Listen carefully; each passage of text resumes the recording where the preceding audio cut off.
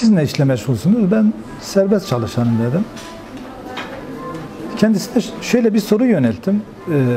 Benim size bir sorum olacak. Buyur dedi. Selahattin Demirtaş terörist mi? Dedim. Çünkü siz sürekli bunu dile getiriyorsunuz mecliste. Selahattin Demirtaş ve HDP seçmenleri veya işte Kürtler hepsi terörist. Bunları hep terörist. Eğer Sayın Selahattin Demirtaş teröristse hepimiz teröristiz. Bunun cevabını bana veremedi. Ondan sonra zaten konu Kürdistan'a geldi.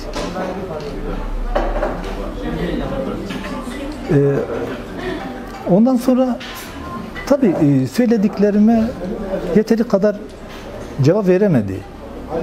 Çünkü cevap verecek herhangi bir durumu da yoktu. Çünkü bir şeyler inkar ediliyor. Bir şeyler göz ardı ediliyor. Çünkü biz burada bir toplumuz, bir halkız, bir coğrafyayız. Yani bizim köklerimiz binlerce yıla dayanıyor. Karşı taraf sürekli işte biz Kürdistan'a değil de biz Türkiye'ye geldik. Tamam. Ama bulunduğun yer coğrafi olarak, yerleşim olarak, halk olarak Kürt ve Kürdistan'dır. Yani bu yani yüzyıllardan beri inkar edilen bir şeydir. Kürdistan binlerce yıldır yani var. Osmanlı döneminde de var. Cumhuriyetten önce de vardı ve şimdi de var ve var olmaya da devam edecek. Çünkü biz sadece hani binlerce nüfusa sahip değiliz. 50 milyon bir Kürt var. Bir Kürt halkı var. Yani bir gün biz sadece Kürdistan dedik de sadece Bakü'deki Kürdistan'dan söz etmiyorum ben. Suriye'deki Kürdistan'ı da dile getiriyorum. Rojava'yı da, Başuru'da, Rojilat'ı da ben dile getiriyorum. Sadece şu an bulunduğumuz Bakür Kürdistan'ı değil. Yani 4 parçayı ben kastediyorum. Tabii kendini hep ifade etmeye çalıştı. İşte biz biriz işte Kars'tan Edirne'ye kadar. Ama öyle bir şey görünmüyor.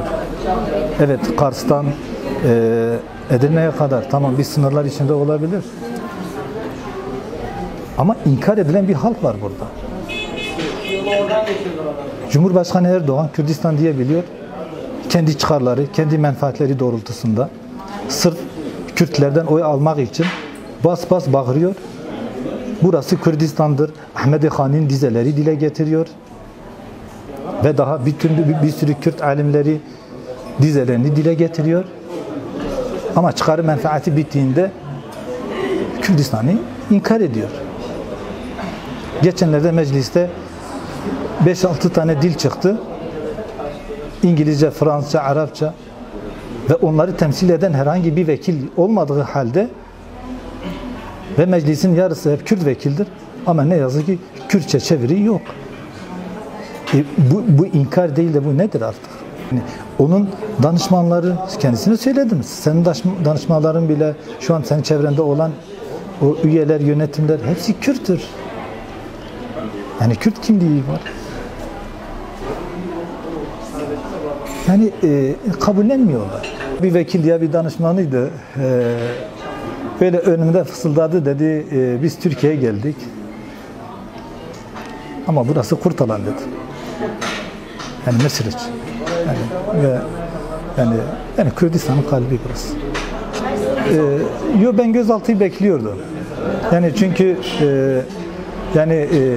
geç de kalınmış bir gözaltıydı. Tabii ben daha erken bekliyordum. Ben hazırlığımı yapmıştım zaten. Benim ikamet yerimi bilmedikleri için yani bayağı uğraşmışlardı. Bayağı aramaya çıkmışlardı. Yani gece 3'te geldiler. Hukukta yeri yoktu. Hukuksuzca bir şekilde geldiler. Kamerayı açtılar. Görüntüleri servis ettiler. Mesai içerisinde beni çağırıp ifadeye alabilirlerdi. Ama ne yazık ki onu yapamadılar. Yani Peki o yayınladıkları görüntüler sizi rahatsız etmiyor. Mesela anlıyoruz. yok. Bunlar gerçektir. Yok, gurur duydum.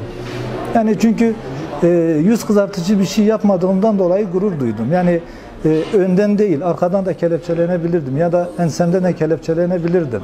Yani o kelepçe bazen bizim için gururdur yani. Yani bir utanç değildir. Yani gururlu bir şekilde o kelepçeyi taktım yani. Neyse biz onu işte dile getirdik ve şunu belirtmek istiyorum. Sadece Kürtlerden değil, hani yani Türklerden desek biraz yanlış olur. Yani Türk, Kürt demeden her kesimden ciddi derecede bir destek aldım. Yazarlar olsun, akademisyenler olsun, barolar olsun, parti sözcüleri olsun. Yani binler değil, milyonlarca insan bana sahip çıktı. Yani çok gurur duydum, gururlandım ben. Hatta dün kendimden biraz yani kendiliğimden yalnız kaldım, biraz duygulandım da.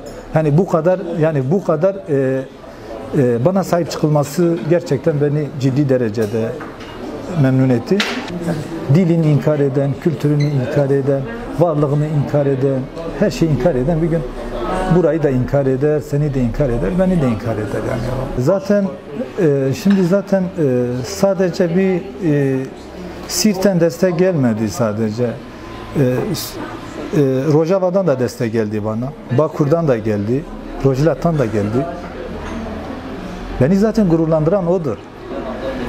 Yani geçenki o yaptığımız röportaj herhangi bir planlı ya da bir şey değil. Tesadüfen olan bir şeydir.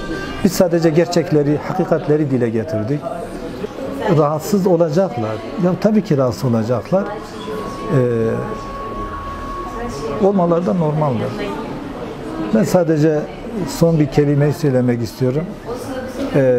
Bizim derhal ulusal Kürt birliğine gidilmesi gerekir. Derhal, acilen Kürtlerin birleşmesi gerekir. Bundan başka herhangi bir seçenek, bir alternatif de yoktur. Yani derhal, hiç zaman kaybetmeden 4 tane parça, Bakur, Başur, Rojilat, Rojava bir araya gelip bir an önce ulusal Kürt birliğine gidilmesi gerekir. Benim kendilerinden bir ricamdır. Yani öneri değil, ricamdır. Yoksa başka bizim hiçbir seçenek, bir alternatifimiz yoktur.